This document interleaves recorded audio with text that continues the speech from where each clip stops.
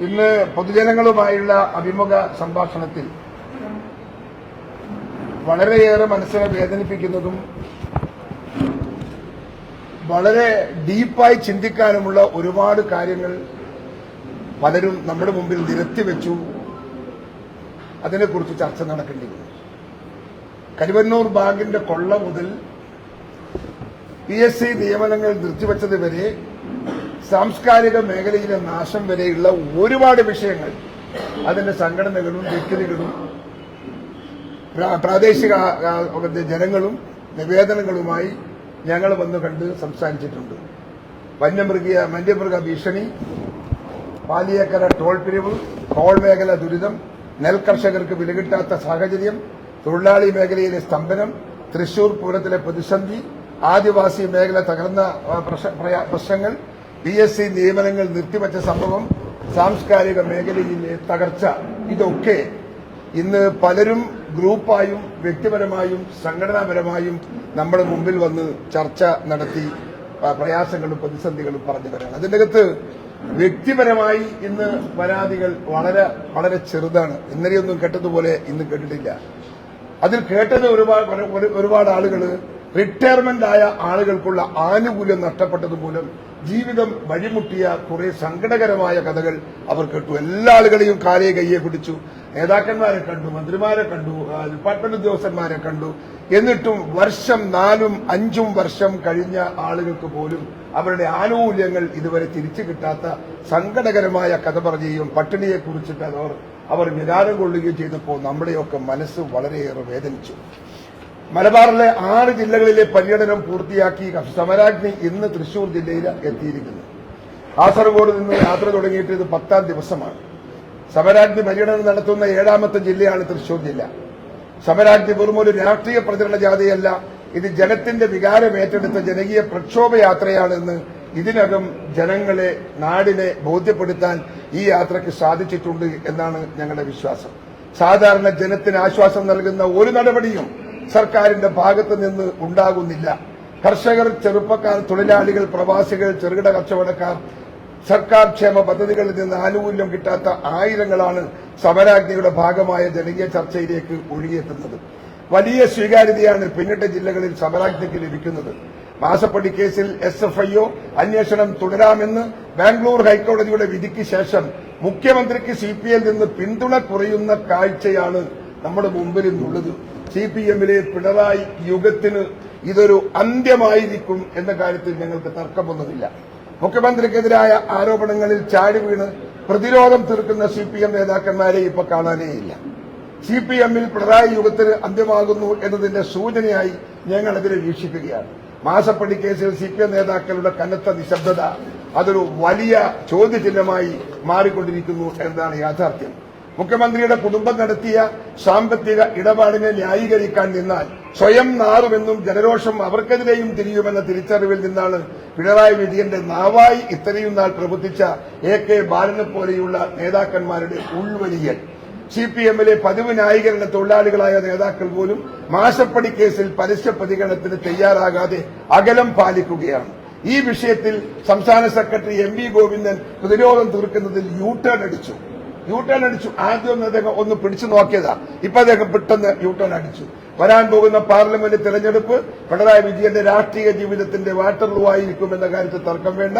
അദാനിക്ക് വേണ്ടി പിണറായി സർക്കാരിന്റെ ഇടപെടൽ, മാസപ്പടി കേസിൽ SFIO അന്വേഷണം തുടരാൻ ബംഗളൂർ, കേരള ഹൈക്കോടതികൾ അനുമതി നൽകുന്നതിനിടയിലാണ് മോദിയുടെ ഇഷ്ടഭാജനമായ അദാനിക്ക് വേണ്ടി പിണറായി വിജയൻ കേരളത്തിന്റെ താൽപര്യങ്ങൾ ബലികഴിച്ചത്. വിഴിഞ്ഞം തുറമുഖ പദ്ധതിയിൽ സംസ്ഥാനത്തിന്റെ താൽപര്യങ്ങൾ ബലികഴിച്ച് സംസ്ഥാന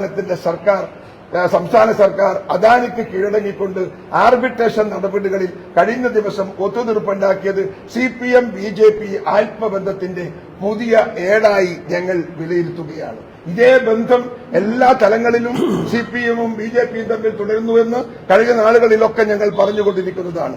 അതുകൊണ്ട് കേരളത്തിലെ വരാൻ പോകുന്ന രാഷ്ട്രീയത്തിന്റെ അകത്തും ആ ഒരു ബന്ധം രാഷ്ട്രീയ തലത്തിലും ഉണ്ടാകുമോ എന്ന കാര്യത്തിൽ നമുക്ക് സംശയമുണ്ട്. രണ്ടു കൂട്ടരും അവരുടെ പൊതു താൽപര്യം സംരക്ഷിക്കുകയാണ്.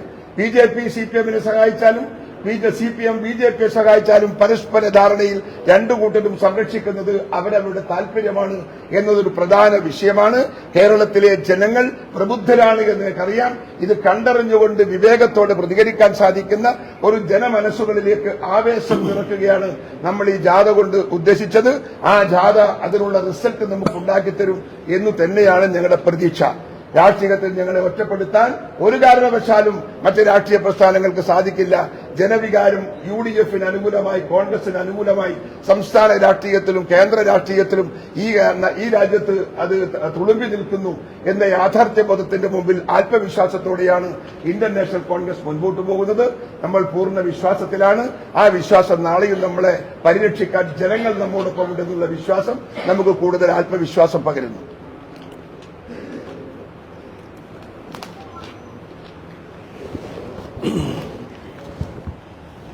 നമ്മൾ UDFും കോൺഗ്രസും അതിശക്തമായി ഉയർത്തിക്കൊണ്ടുവന്നിരുന്ന വാദമുഖങ്ങൾ ഈ സർക്കാർ ഒരു അഴിമതി സർക്കാരാണ് എന്നുള്ള നിലപാടാണ്. നിങ്ങൾ ശ്രദ്ധിക്കേണ്ടത് ഈ എക്സാലോജി കേസുമായി ബന്ധപ്പെട്ട് ഇന്നലെ കർണാടക ഹൈക്കോടതിയുടെ ഒരു സുപ്രധാനമായ വിധിയുണ്ടായി. എക്സാലോജി കമ്പനിയുടെയും അതിന്റെ ഉടമയുടെയും പെറ്റീഷൻ തള്ളിക്കൊണ്ട് അന്വേഷണം തുടരണം എന്നാവശ്യപ്പെട്ടുകൊണ്ട് ആ വിധിന്യായത്തിലെ 20-ാം പേജിൽ ഒരു വളരെ പ്രധാനപ്പെട്ട ഒരു വിവരമുണ്ട്.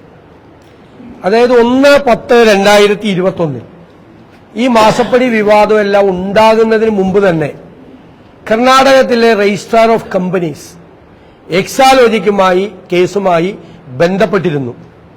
പലതരത്തിലുള്ള വിശദീകരണങ്ങളും അവർ ചോദിച്ചിരുന്നു.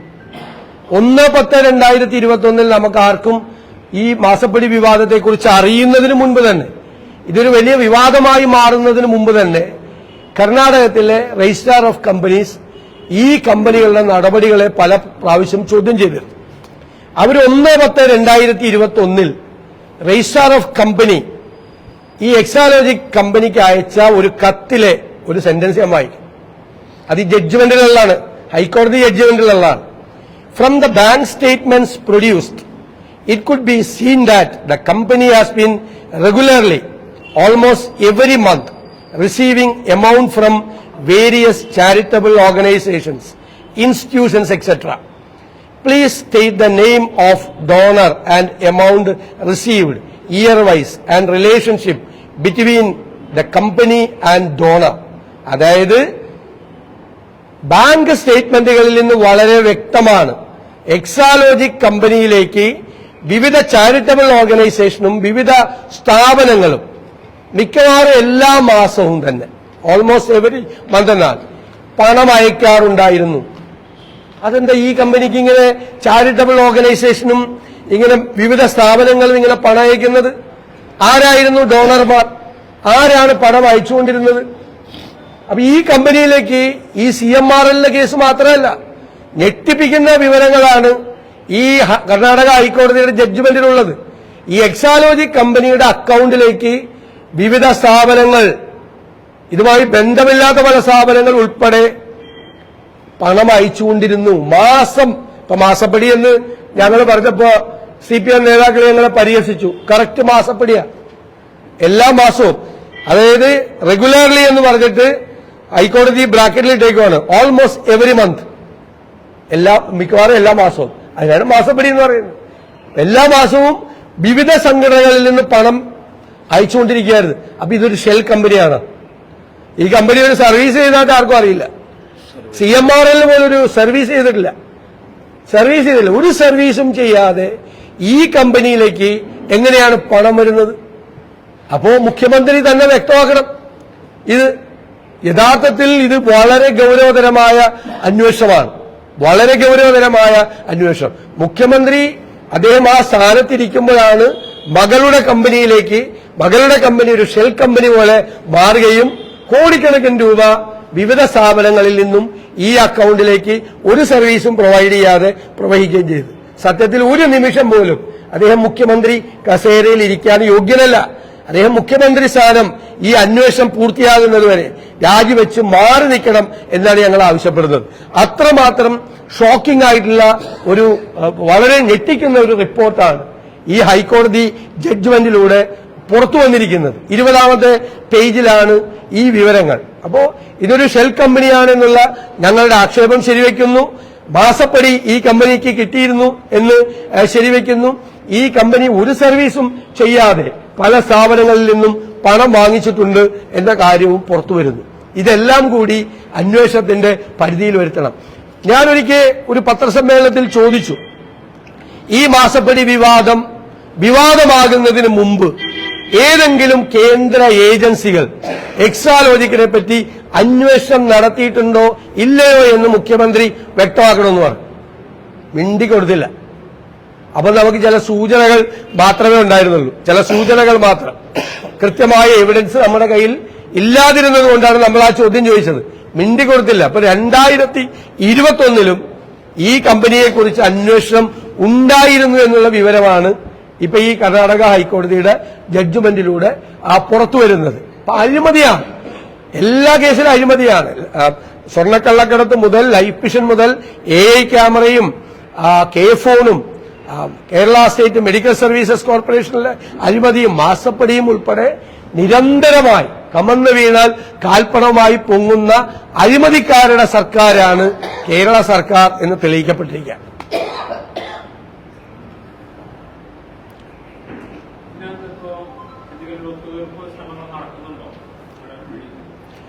അല്ല, നമുക്കുള്ള ഒരു സംശയം എന്ന് പറയുന്നത് 8 മാസത്തേക്കാണ് SFIOയുടെ ഈ അന്വേഷണം. ഞാൻ പല ഉദ്യോഗസ്ഥന്മാരുമായും പല അഭിഭാഷകരുമായിട്ട് സംസാരിച്ചു. അവർക്ക് ആർക്കും മനസ്സിലാവുന്നില്ല എന്തിനാണ് 8 മാസം അന്വേഷണ കാലാവധി.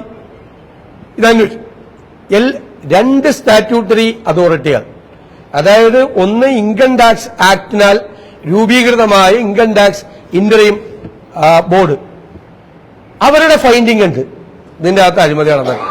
2 കമ്പനീസ് ആക്ടിന്റെ കീഴിൽ രൂപീകൃതമായ രജിസ്ട്രാർ ഓഫ് കമ്പനീസ്, അവരുടെ ഫൈൻഡിംഗ് ഉണ്ട് ഇതിന്റെ അകത്ത് അഴിമതി നടന്നിട്ടുണ്ട്, ക്രമക്കേട് നടന്നിട്ടുണ്ട്. പിന്നെ ഇത് പരിശോധിക്കാൻ വേറൊരു അന്വേഷണ ഏജൻസിക്ക് എന്തിനാണ് 8 മാസം? ഇത് രാജ്യാന്തര സംഭവമൊന്നുമല്ലല്ലോ, ഇന്റർസ്റ്റേറ്റ് ഉണ്ട്, രാജ്യാന്തര സംഭവമൊന്നുമില്ലല്ലോ. ഇതിന്റെ അകത്ത് 8 മാസം വെച്ചിരിക്കുന്നത് തന്നെ ചർച്ചകൾക്ക് വേണ്ടിയിട്ടാണ്, നെഗോസിയേഷന് വേണ്ടിയിട്ടാണ് സംശയിക്കുന്നു. നമ്മളെ അത് സംശയിക്കാൻ പ്രേരിപ്പിക്കുന്നത് SNC ലാവ്ലിൻ കേസ് 38 പ്രാവശ്യത്തിൽ നിന്ന് 39ാമത്തെ പ്രാവശ്യം മാറ്റിവെച്ചിരിക്കുന്നു. ലൈഫ് മിഷൻ കോഴ കേസിൽ മുഖ്യമന്ത്രിയുടെ പ്രിൻസിപ്പൽ സെക്രട്ടറി ജയിലിൽ പോയി ഇല്ലേ, ഇപ്പോഴും ജയിലിലാണ്. പക്ഷെ മുഖ്യമന്ത്രിയാണ് ലൈഫ് മിഷന്റെ ചെയർമാൻ. മുഖ്യമന്ത്രി അറസ്റ്റ് ചെയ്യണമെന്ന് ഞങ്ങൾ പറഞ്ഞില്ല, ചോദ്യം ചെയ്യണമെന്ന് പറഞ്ഞില്ല. ലൈഫ് മിഷന്റെ ചെയർമാന്റെ കയ്യിൽ നിന്ന് ഒരു മൊഴി പോലും ഒരു കേന്ദ്ര ഏജൻസി എടുത്തില്ല. മൊഴി എടുക്കണ്ടേ? ചെയർമാനല്ലേ. 20 കോടി കേരളത്തിലേക്ക് ഗൾഫിൽ നിന്ന് വന്നപ്പോൾ 9.25 കോടി രൂപ കൈക്കൂലി കൊടുക്കുന്നല്ലേ കേസ്. ആ ചെയർമാൻ ഇത് അറിയുന്നില്ലേ? ഈ 20 കോടി വന്നതും ഇത്രയും പണം പോയതും ചെയർമാന്റെ ഒരു മൊഴി പോലും ഇല്ല മുഖ്യമന്ത്രിയുടെ. അപ്പോ അന്വേഷണ ഏജൻസികൾ, കേന്ദ്ര ഗവൺമെന്റ് ഇന്ത്യയിൽ കോൺഗ്രസ് ഭരിക്കുന്ന സംസ്ഥാനങ്ങളിലും BJP ഇതര സംസ്ഥാനങ്ങളിലും എല്ലാം ഇന്ത്യ മുന്നണി പൊളിക്കാൻ വേണ്ടിയിട്ട് എല്ലായിടത്തും ED അന്വേഷണങ്ങളൊക്കെ നടത്തുന്നുണ്ട്, ഒരുപാട് അന്വേഷണം. അവിടെയെല്ലാം അവരാളുകളെ അറസ്റ്റ് ചെയ്യാൻ നോക്കുന്നുണ്ട്, കേസെടുക്കാൻ നോക്കുന്നുണ്ട്. കേരളത്തിൽ അത് ചെയ്യുന്നില്ല. കാരണം എന്താ? കേരളത്തിൽ ഈ ഗവൺമെന്റ് അഴിമതിക്കാരാണ് എന്ന് തെളിയിക്കപ്പെട്ടാൽ, മുഖ്യമന്ത്രി പിണറായി വിജയൻ അഴിമതിക്കാരനാണ് എന്ന് ഒരു കേന്ദ്ര ഏജൻസി തെളിയിച്ച് അതിന് മീതെ കേസെടുത്താൽ കേരളത്തിലെ ഈ LDF ഭരണകൂടം തകരും. തകർന്നാൽ അതിന്റെ ഗുണഭോക്താവ് BJP അല്ലല്ലോ, അതിന്റെ ഗുണഭോക്താവ് കോൺഗ്രസും കോൺഗ്രസ് നേതൃത്വം കൊടുക്കുന്ന UDF ആണ്. അപ്പൊ അവരുടെ ലക്ഷ്യം കോൺഗ്രസ് മുക്ത ഭാരതമാണ്, ഇവരുടെ ലക്ഷ്യം കോൺഗ്രസ് വിരുദ്ധതയാണ്. ഇത് രണ്ടും തമ്മിൽ സന്ധിയാണ്.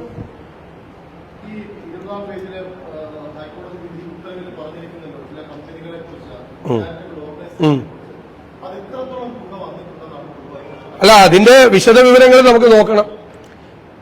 അവര് തന്നെ, മുഖ്യമന്ത്രിക്ക് ഇതെല്ലാം, ഇതിന്റെ കാര്യങ്ങൾ മുഴുവൻ ജനങ്ങളോട് പറയേണ്ട ഉത്തരവാദിത്വമുണ്ട്. അദ്ദേഹത്തിന്റെ മകളുടെ കമ്പനിയിൽ മറ്റേതെല്ലാം സ്ഥാപനങ്ങളിൽ നിന്നാണ് പണം വന്നിട്ടുള്ളത്, എന്ത് സർവീസ് മറ്റ് സ്ഥാപനങ്ങൾക്ക് ചെയ്തു കൊടുത്തിട്ടാണ് പണം വന്നത്. എല്ലാ മാസവും ഇങ്ങനെ പണം ചാരിറ്റബിൾ സംഘടനകൾ ഉൾപ്പെടെ അയച്ചുകൊണ്ടിരിക്കുകയാണ് പണം എന്നാണ് പറഞ്ഞിരിക്കുന്നത്. ആ പണത്തിന്റെ അളവ് എത്രയാണ്, അതിന്റെ തോത് എത്രയാണ്, എന്ത് കാരണത്താലാണ് ഈ സ്ഥാപനങ്ങൾ പ്രതിമാസം ഈ കമ്പനിയിലേക്ക് പണം അയച്ചു കൊടുത്തിരുന്നത് എന്ന് വ്യക്തമാക്കണം. അതാ മറുപടി പോലും പ്രോപ്പറായിട്ട് കൊടുത്തിട്ടില്ല എന്നാണ് രജിസ്ട്രാർ ഓഫ് കമ്പനീസ് പറയുന്നത്.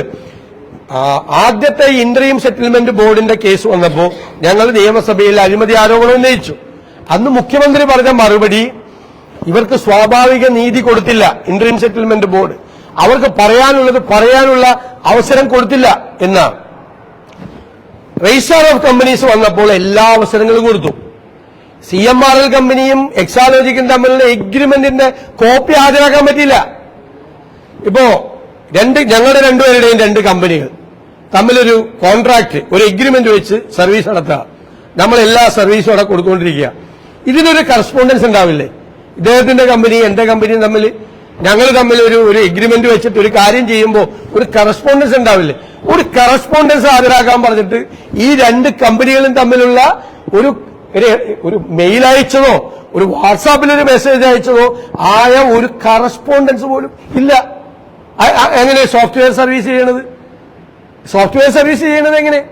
ഒരു സോഫ്റ്റ്വെയർ സർവീസ് ചെയ്യുന്ന ക്ലയന്റുമായി ആ സർവീസ് ചെയ്യുന്ന കമ്പനി എപ്പോഴും നിരന്തരമായി ബന്ധപ്പെട്ടുകൊണ്ടിരിക്കും. IT മേഖലയിൽ പ്രവർത്തിക്കുന്ന കുട്ടികളോട് ചോദിച്ചാൽ കംപ്ലീറ്റ് അവർ അപ്പപ്പം മെസ്സേജ് അയച്ചുകൊണ്ടിരിക്കും, അപ്പപ്പം അപ്ഡേറ്റ് ചെയ്തുകൊണ്ടിരിക്കും മുഴുവൻ കാര്യം. ഇതൊരു കറസ്പോണ്ടൻസ് പോലുമില്ല. അപ്പൊ സ്വാഭാവിക നീതി കിട്ടിയില്ല, രേഖകൾ ഹാജരാക്കാനും കാര്യങ്ങൾ പറയാനും അവസരം കിട്ടിയില്ല എന്ന് പറഞ്ഞത് തെറ്റാണെന്ന് തെളിഞ്ഞു. എല്ലാ അവസരവും കിട്ടിയിട്ട് ഒന്നും ഹാജരാക്കാനുണ്ടായില്ല. ലോക്സഭാ തെരഞ്ഞെടുപ്പിൽ ഇപ്പോ ഉദാഹരണം ഞാൻ പറയാം. തൃശ്ശൂര് ED കേസ് നിങ്ങൾക്ക് എല്ലാവർക്കും അറിയാലോ, വലിയ കൊടുങ്കാറ്റ് പോലെ വന്നു അല്ലെ? CPM നേതാക്കന്മാർക്ക്, ജില്ലാ കമ്മിറ്റി അംഗങ്ങൾക്ക്, പ്രധാനപ്പെട്ട നേതാക്കന്മാർക്ക് ഇതിൽ പങ്കുണ്ട് എന്നുള്ളതിന്റെ തെളിവുകൾ പുറത്തു വന്നു. ED അന്വേഷിച്ചു. പലരുടെയും ബാങ്ക് അക്കൗണ്ടിലേക്ക് പൈസ വന്നിട്ടുണ്ട്. പലരും ഈ കിട്ടിയ പണം കൊണ്ട് സ്ഥലം വാങ്ങിച്ചിട്ടുണ്ട്. ഒരുപാട് തെളിവുകളുണ്ട്. പ്രധാനപ്പെട്ട നേതാക്കളെ ആരെങ്കിലും അറസ്റ്റ് ചെയ്ത അപ്പൊ അവരെ വിളിപ്പിക്കുക, മൊഴി കൊടുക്കുക. അപ്പൊ അവര് ആയിരിക്കും ഇപ്പൊ അറസ്റ്റ് ചെയ്യുന്നു, എന്നിട്ട് ഇന്ന് അറസ്റ്റ് ചെയ്യുന്നില്ല, അടുത്ത ഇനിയും വിളിപ്പിക്കുമെന്ന് പറയും. പിന്നെയും ചെല്ലുക, പിന്നെയും പോവുക. അപ്പൊ ഈ തൃശൂർ ജില്ലയിലെ CPM നേതാക്കന്മാരുടെ പാർട്ടിയുടെ നേര് ഒരു ഡെമോക്രേസിന്റെ വാള് പോലെ സാധനങ്ങൾ കൊണ്ട് നിർത്തിയേക്കുക, സമ്മർദ്ദത്തിൽ നിർത്തിയേക്കാണ് തൃശൂർ ജില്ലയിലെ CPM നേതാക്കന്മാരുടെ തലയിൽ. എന്നിട്ടാണ് ഈ പ്രധാനമന്ത്രിയുടെ രണ്ട് വരവും BJPയെ ജയിപ്പിക്കാനുള്ള മൂവ്മെന്റും ഒക്കെ. അപ്പോ കരുവന്നൂർ ബാങ്കിലെ ED അന്വേഷണം തൃശൂരിലെ അന്തർധാരയായി മാറുമോ എന്ന് ഞങ്ങൾ സൂക്ഷ്മമായി നിരീക്ഷിച്ചുകൊണ്ടിരിക്കുക ഞങ്ങൾ. ഇവര് ഫാസിസവുമായി ഇവര് സന്ധി ചെയ്യോ ചെയ്തുകൊണ്ട് അതാണല്ലോ നടക്കുന്നത്. ഇതെല്ലാം സെറ്റിൽമെന്റ് ഉണ്ടാകുന്നത് തെരഞ്ഞെടുപ്പുമായി ബന്ധപ്പെട്ടിട്ടാണ്.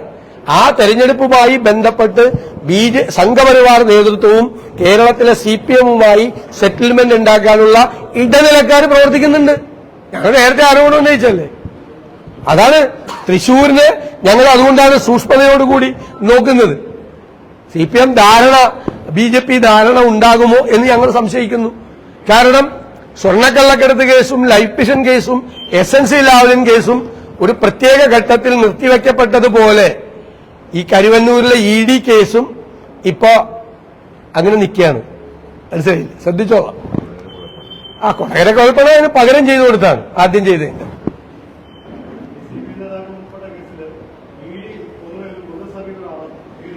അല്ല, ED അന്വേഷണമൊക്കെ തുടങ്ങി.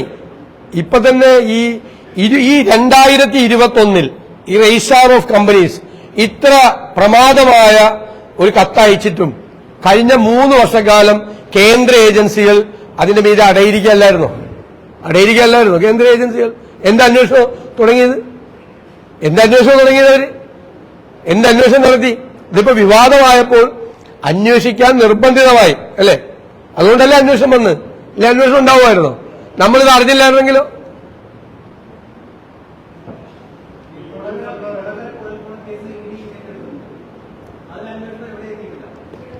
അതില് നിങ്ങൾ മനസ്സിലാക്കേണ്ടത് എന്തുകൊണ്ടാണ് ED ഏറ്റെടുത്തത്. അത് സ്റ്റേറ്റ് വിജിലൻസോ സ്റ്റേറ്റ് പോലീസോ അന്വേഷിക്കുന്ന ഒരു കേസ് നാച്ചുറലായിട്ട് എടുക്കാം.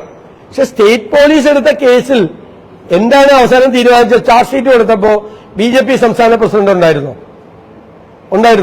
അദ്ദേഹത്തെ പൂർണ്ണമായി ഒഴിവാക്കി. അന്ന് സ്റ്റേറ്റ് പോലീസ് മാധ്യമങ്ങളായ നിങ്ങൾക്ക് തന്നെ വാർത്തയിൽ എന്താ പറഞ്ഞത്? ഈ പണം കൊണ്ടുവന്നാൽ നിരവധി പ്രാവശ്യം BJP സംസ്ഥാന പ്രസിഡന്റിനെ വിളിച്ചു എന്നതിന്റെ തെളിവുണ്ട്. ടെലിഫോൺ കോൺവെർസേഷൻ ഉണ്ട്, അതിന്റെ ഇൻഡെക്സിലുണ്ട് ഇവർ തമ്മിൽ ഫോൺ സംഭാഷണം നടത്തിയത്. അവരെന്നെ വേലികെട്ട കാര്യമാണോ പറഞ്ഞത് സുരേന്ദ്രന്റെ വീട്ടിൽ? അല്ലല്ലോ. പൈസ കൊണ്ടുവന്നാൽ കൃത്യമായ തെളിവുണ്ടായിട്ടും സുരേന്ദ്രനെ ഒഴിവാക്കി. അത് പ്രത്യുപകാരം ചെയ്താണ് ജോസ് പറഞ്ഞത്. ആ കൊടുക്കൽ വാങ്ങലാണ്. അത് ഞങ്ങൾ നിരന്തരമായി പറയുന്നുണ്ട്. ഞങ്ങള് പറയാത്തത് കൊണ്ടല്ല, ആത്മാഭിമാനമുള്ളവർക്ക് നേരെ പറഞ്ഞാൽ മാത്രമേ എന്റെ പ്രതികരണം ഉണ്ടാവൂ. ഇത് അഭിമാനബോധമില്ലാത്ത രണ്ട് വിഭാഗമാണ് CPM-ഉം അതുപോലെ BJP-യും. അതുകൊണ്ട് അവരിൽ നിന്ന് നമ്മളൊരു മാന്യത പ്രതീക്ഷിക്കുന്നില്ല, മാന്യമായ പ്രതികരണം പ്രതീക്ഷിക്കുന്നില്ല. ഞങ്ങൾ പറയേണ്ടതൊക്കെ പച്ചയായി നേരെ ചൊവ്വേ ഞങ്ങൾ അപ്പം ഇന്നും പറയുന്നുണ്ട്, നാളെയും പറയും. ഞങ്ങൾ ഇന്നലത്തെ പൊതുയോഗത്തിൽ കൂടി ഞങ്ങൾ രണ്ടുപേരും ഈ വിഷയം പറഞ്ഞു. ഞങ്ങൾ പത്രസമ്മേളനങ്ങളിൽ പറഞ്ഞു, നിയമസഭയിൽ പറഞ്ഞു, നിരന്തരമായി പറയുന്നുണ്ട്. ഇത് പരസ്പര ധാരണയാണ്. അല്ലെങ്കിൽ എന്തിനാ കേരളത്തിലെ മുഖ്യമന്ത്രി മറുപടി പോലും പറഞ്ഞില്ലല്ലോ. എങ്ങും പോയില്ലേ? പോയാ എന്താ കാര്യം? ഇപ്പൊ പ്രതികളാക്കിയവർക്കെതിരല്ലേ അന്വേഷണം വരുള്ളൂ. ED അന്വേഷിച്ചു പോയ കേരള പോലീസ് എടുക്കാത്ത കേസ് BJP-യുടെ സംസ്ഥാന പ്രസിഡന്റിനെതിരെ ED എടുക്കും എന്ന് വിചാരിക്കാൻ നമ്മൾ മണ്ടന്മാരാവരുമല്ലോ.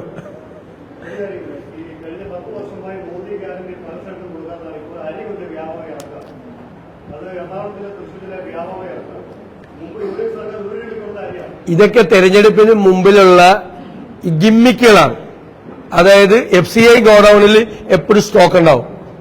ഫുഡ് കോർപ്പറേഷൻ ഓഫ് ഇന്ത്യയുടെ ഗോഡൌണിൽ എപ്പോഴും അരി സ്റ്റോക്ക് ഉണ്ടാവും. കാരണം അവർ പ്രൊക്യൂർ ചെയ്യുന്ന അരിയാണ്, സംഭരിക്കുന്ന അരിയാണ്. അതെടുത്ത് തെരഞ്ഞെടുപ്പിന് തൊട്ട് മുമ്പ് ഈ 29 രൂപയ്ക്ക് അരി എന്ന് പറഞ്ഞിട്ട് ലേബൽ വെച്ച് വിൽക്കുകയും റേഷൻ കടയുടെ മുമ്പിൽ മോഡിയുടെ പടം വെക്കണമെന്നും അവിടെ മറ്റേ സെൽഫി സ്പോട്ട് ആക്കണമെന്നും പറയുന്ന അല്പത്തരം കാണിച്ചു കഴിഞ്ഞാൽ നമ്മൾ എന്താ പറയുന്നത്? ആളുകൾ ചിരിക്കില്ല ഇതൊക്കെ കണ്ടിട്ട്. ഇങ്ങനെയാണ് ഒരു പ്രധാനമന്ത്രിയുടെ കേന്ദ്ര ഭരണം സംസ്ഥാനത്തിന് കൊടുത്തിരിക്കുന്ന കത്താണ്. ഈ അരി സംസ്ഥാന ഗവൺമെന്റ് പറഞ്ഞതുപോലെ ഇങ്ങനെ ഒരു അരി ഉണ്ടെങ്കിൽ പബ്ലിക് ഡിസ്ട്രിബ്യൂഷൻ സിസ്റ്റം വഴിയാണ് കൊടുക്കേണ്ടത്. PDS ഇല്ലേ, ഇന്ത്യയിലെ ഏറ്റവും ശക്തമായ PDS പബ്ലിക് ഡിസ്ട്രിബ്യൂഷൻ പൊതുവിതരണ സമ്പ്രദായമുള്ള സ്റ്റേറ്റാണ് കേരളം. കേരളത്തിൽ അതുവഴിയല്ലേ കൊടുക്കേണ്ടത്, റേഷൻ കടകൾ വഴി. അപ്പൊ അത് വെറും ഇലക്ഷന് തൊട്ട് മുമ്പ് കാണിക്കുന്ന നമ്പറുകളാണ്. അത് മനസ്സിലാക്കാനുള്ള ബോധം കേരളത്തിലെയും ഇന്ത്യയിലെയും ജനങ്ങൾക്കുണ്ടാവും എന്ന് തന്നെ ഞങ്ങളുടെ വിശ്വാസം. അല്ലല്ല, ഞങ്ങൾ ഇത് കംപ്ലീറ്റ് സീറ്റ് ഡിവിഷൻ പൂർത്തിയാക്കി കഴിഞ്ഞാൽ കോൺഗ്രസിലേക്ക് കിടക്കാൻ പാടും. കാരണം ഞങ്ങളല്ലേ എല്ലാവരുമായിട്ട് ഉഭയകക്ഷി ചർച്ച നടത്തുന്നത്. ഘടകകക്ഷികളുടെ RSPയുടെ ചർച്ച പൂർത്തിയാക്കി, കേരള കോൺഗ്രസിന്റെ ചർച്ച പൂർത്തിയാക്കി, മുസ്ലിം ലീഗ് ഒഴിച്ചുള്ള എല്ലാ ഘടകകക്ഷികളായിട്ടുള്ള ചർച്ച പൂർത്തിയാക്കി. അപ്പൊ മുസ്ലിം ലീഗായിട്ട് ചർച്ച നടത്താൻ വച്ചിരുന്ന അന്ന് അസംബ്ലി വൈകി 8 മണി കഴിഞ്ഞു. പിറ്റേ ദിവസം അവര് പിന്നെ ഡൽഹിയിൽ അവരുടെ കേന്ദ്ര കമ്മിറ്റി ഓഫീസിന്റെ രജിസ്ട്രേഷനുമായി ബന്ധപ്പെട്ട് മുതിർന്ന നേതാക്കൾ പോയി